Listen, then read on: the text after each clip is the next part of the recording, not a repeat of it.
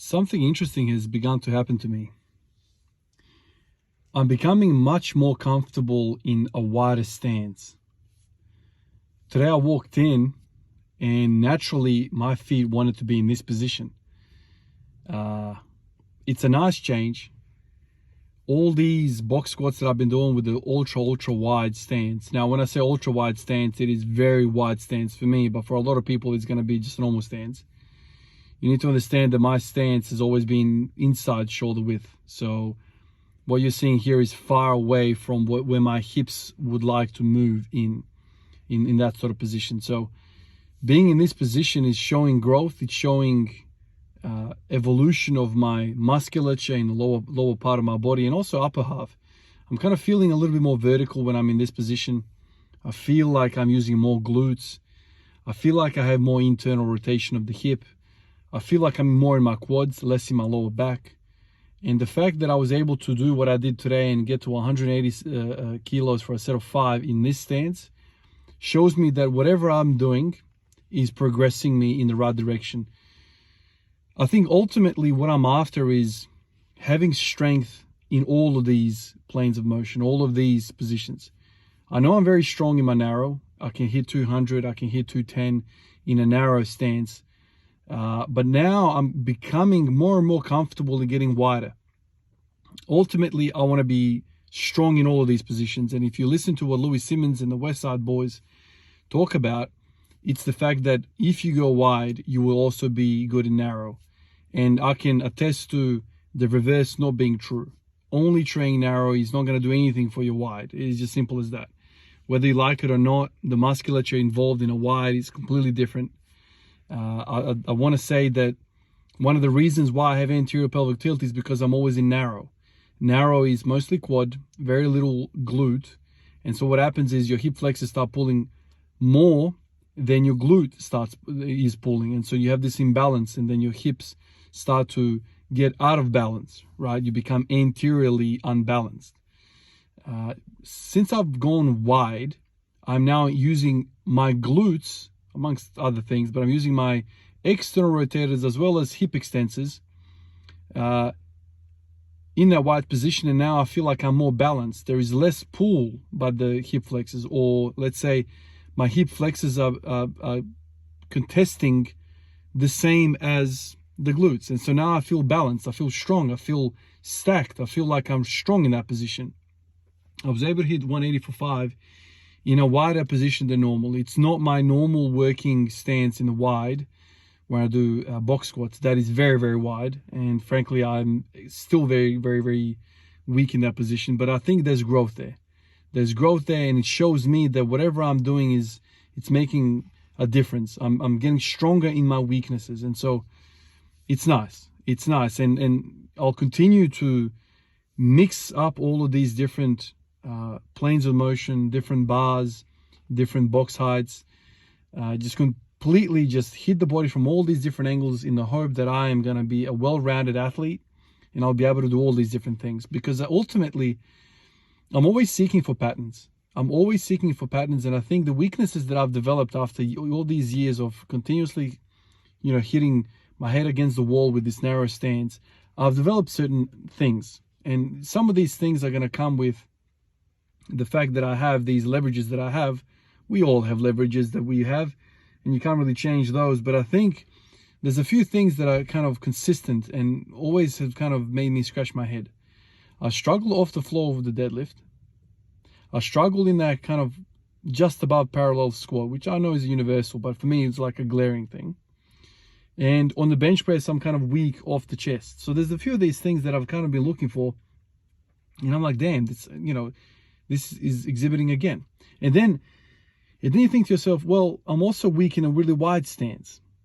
I wonder if I bring up the wide stance strength, what that's going to do to my parallel squat or around there, or what that's going to do with my off the floor strength. Maybe all of this is just a glute weakness. And when the body transitions from a really deep squat and into that kind of 90-degree kind of way or stage, maybe this is just a glute thing. You need glutes to fire and stand you up.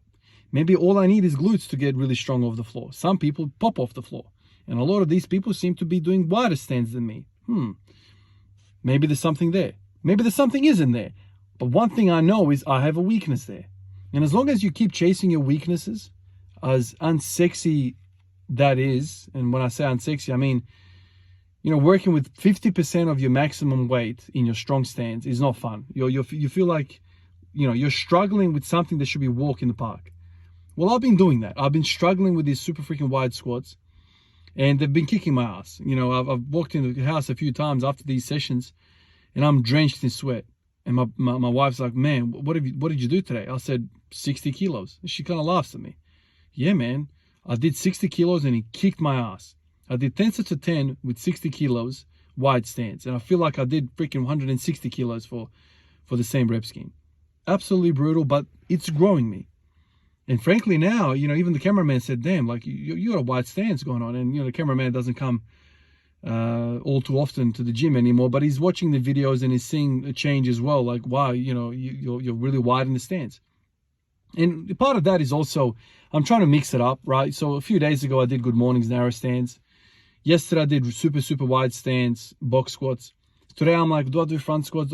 Let's do something different, right? And so this is the position that felt comfortable. Let's do that. Tomorrow, I'm going to do, maybe singles with a narrower stance and try to pause that thing. So continuously hitting all these different angles. I think weakness hunting is probably the most efficient way for you to get stronger. Because even though we all kind of love the idea of a specialist, a David Beckham, a Steph Curry, or whatever, athlete you kind of talk about in tennis, somebody who's really good in the backhand. Wow. But these people get picked apart at the top level because somebody on that level is going to be like, oh, no worries, I'm not going to go to your strength, I'm going to go to your weakness. And so as a trainee, as a coach, go to the weakness, smash it, have no weaknesses. Now that's a formidable enemy.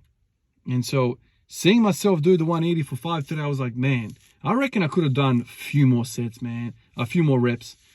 And that's something I haven't done, before. Have I done in a narrow stance 180 for a set of 10? No, I have not.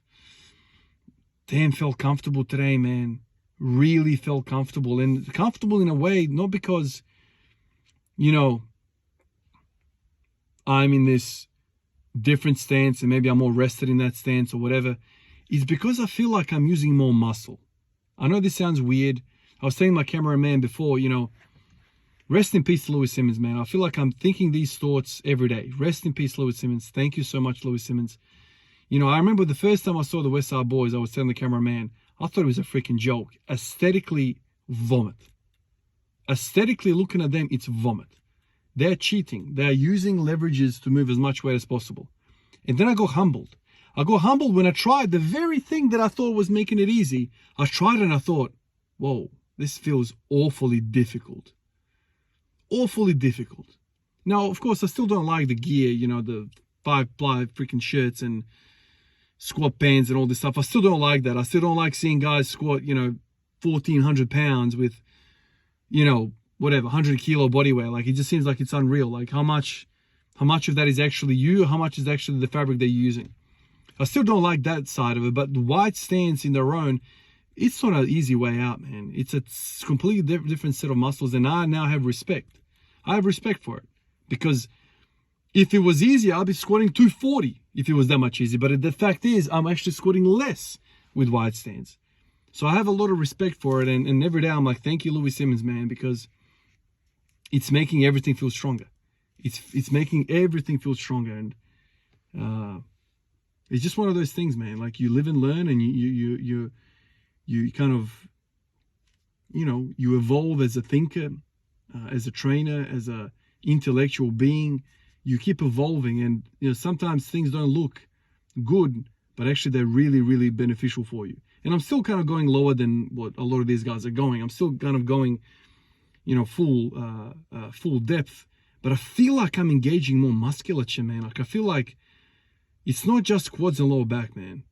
That's what I feel like when I'm squatting narrow stance. I feel like I get down, it's quads and then lower back when I start to lean, and I win that fight with the lean, and then I quads again. That's kind of how it feels, man. It's like quads from the bottom, boom, bit of adductors, and then boom, lower back catches it, and then off we go. But with the wide stance, I feel like the glutes are engaged, the adductors are engaged, the quads are engaged. I feel like it's just, I don't know, it's a weird thing. And obviously, the more muscles you use in a lift, the stronger you're going to be, and which is kind of why it makes sense. A wider stance is going to produce more power. And certainly we've seen guys at the top level, they all kind of have a wider stance. You know, no one's freaking squatting with their feet together, right? It's just something interesting. It's interesting for me to see myself move that way. And I still like my depth. I still like that I'm hitting depth with this wider stance. It still kind of looks aesthetic to me because I'm kind of maintaining a more upright torso as well, which is another thing. I mean, the other day I hit that 185 front squat, and you guys saw that was quite a much wider stance than normal. Now I'm doing back squats with the wider stance. I'm developing this feeling now that it's not so scary out wide.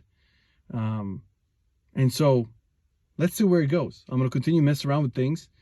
And I feel deep down, if I iron out some of these weaknesses, that the narrow is going to start flying, man. He's going to start flying, and the deadlift is going to start moving again, and we're going to be in good stead. Anyway, guys, appreciate all of you guys like always, and I'll catch you in the next one. Peace out.